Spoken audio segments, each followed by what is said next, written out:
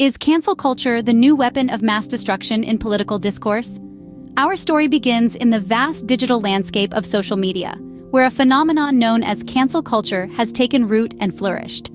Cancel culture, for those who may be unfamiliar, is the practice of withdrawing support for or seeking to tarnish the reputation of public figures or companies after they have done or said something considered objectionable or offensive. It's essentially a form of online shaming, where the collective public takes on the role of judge, jury, and executioner. Now, you might be wondering, how did this culture of cancellation rise to prominence? Well, it's largely tied to the omnipresence of social media platforms and the lightning-fast speed at which information, or sometimes misinformation, can spread.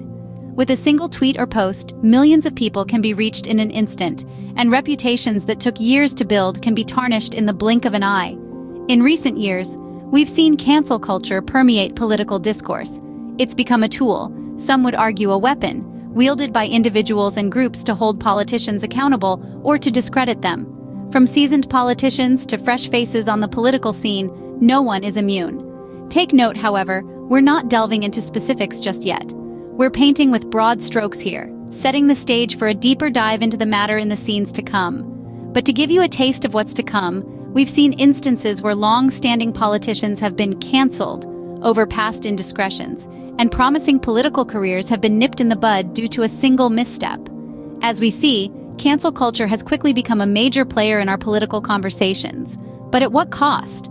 This is the question we will continue to explore as we navigate the complex world of political discourse in the age of cancel culture. Stay tuned. Imagine reaching the pinnacle of your political career only to have it crumble due to a tweet you posted a decade ago. Let's examine a real-life case. Picture a promising politician, a rising star in the political arena. She was respected, admired, and on the fast track to a significant role in her party. Yet her career was profoundly affected by an old tweet, a sentiment shared when she was a university student, long before her political aspirations had taken shape. This tweet, posted 10 years prior, was dug up by a keen-eyed internet user. It contained views that were considered inappropriate and offensive today. As the tweet resurfaced, it spread like wildfire across the internet, sparking outrage and calls for her resignation. This scandal shook her political career to its core. The party she had served loyally was forced to distance itself, fearing the backlash would tarnish their reputation. The woman who had once been a beacon of hope for her party was now a pariah, her future in politics uncertain.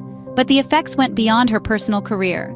Her constituents, who had believed in her, voted for her, and trusted her to represent them, were left leaderless and disillusioned. This incident sent shockwaves through the political landscape, causing politicians and constituents alike to question the power of the past in shaping the present. Furthermore, it highlighted the growing influence of cancel culture in politics. It showed that past actions, no matter how long ago they were committed, could have severe consequences in the present. It served as a stark reminder for politicians and public figures to be mindful of their digital footprint. Yet it also raised questions about the fairness of cancel culture. Should someone be judged solely on their past mistakes? Or should they be allowed the opportunity to learn, grow, and change? These questions continue to shape the discourse around cancel culture and its role in politics. A career ruined, a constituency left leaderless, all due to a decade-old tweet. This is the power and the danger of cancel culture. In the realm of politics, public opinion has always been king, but with cancel culture, it's become an executioner. Picture a scenario where a politician's past indiscretions are unearthed, amplified by the echo chamber of social media. Like a wildfire, the news spreads, and within hours the public's perception has shifted drastically. This isn't a hypothetical situation, it's a reality that's played out countless times in recent years.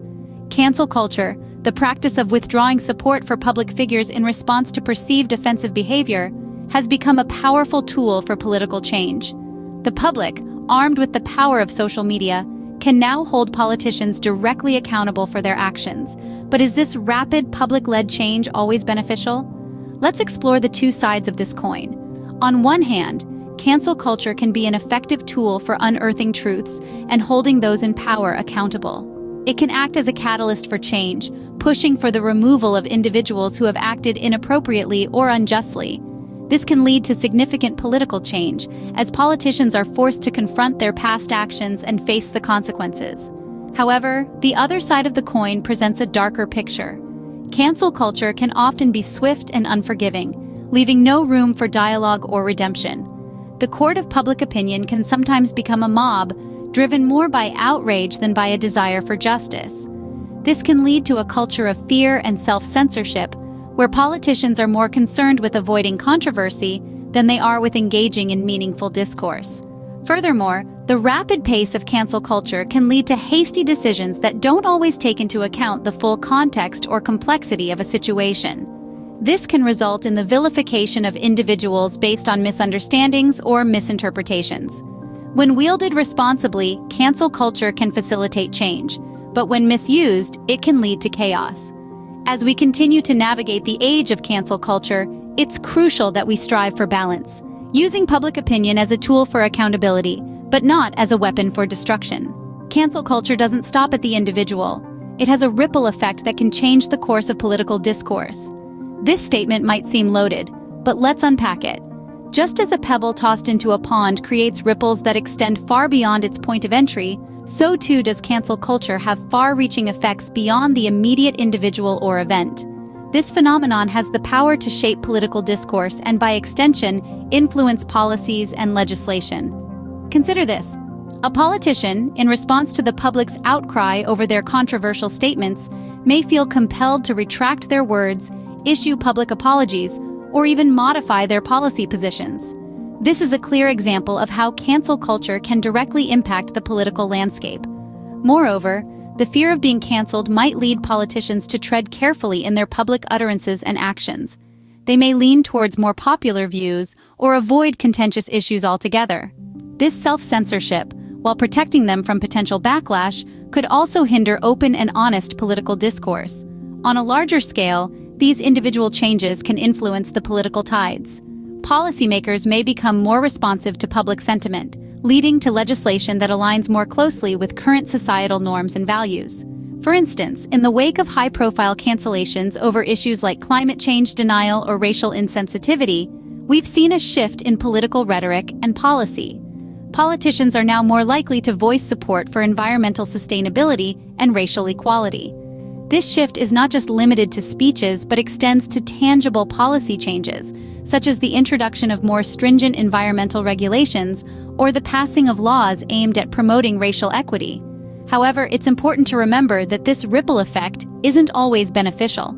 The pressure to conform to popular opinion, driven by the fear of cancellation, can stifle diversity of thought and suppress minority viewpoints in the political arena. This could lead to a homogenized political discourse, lacking in the robust debate that is essential for a healthy democracy. In conclusion, the ripple effect of cancel culture can be far-reaching, reshaping our political landscape in unprecedented ways. In a world dominated by cancel culture, what does the future of political discourse look like? As we stand on the cusp of this new era, it's clear that the political landscape is evolving. The rise of cancel culture has not only shifted the way we communicate, but has also reframed our expectations of political figures. The future of political discourse is poised to be an intriguing blend of transparency, accountability, and respect for diverse opinions. Transparency is no longer a choice but a necessity. The public's demand for honesty and openness from their leaders is stronger than ever. In the future, politicians will need to be more forthright, sharing their plans, policies, and principles in clear, unambiguous terms. This openness will not only serve to build trust, but also mitigate the risk of being canceled for perceived deception or duplicity. Accountability, too, will take on a new significance. The culture of cancellation has underscored the public's intolerance for misconduct, whether that's ethical, financial, or personal. Politicians will need to be more answerable for their actions, understanding that a single misstep could lead to their downfall. This heightened scrutiny might seem intimidating, but it can also serve as a powerful motivator for ethical behavior and good governance. But while the focus on transparency and accountability is important, it must be balanced with respect for diversity and freedom of speech.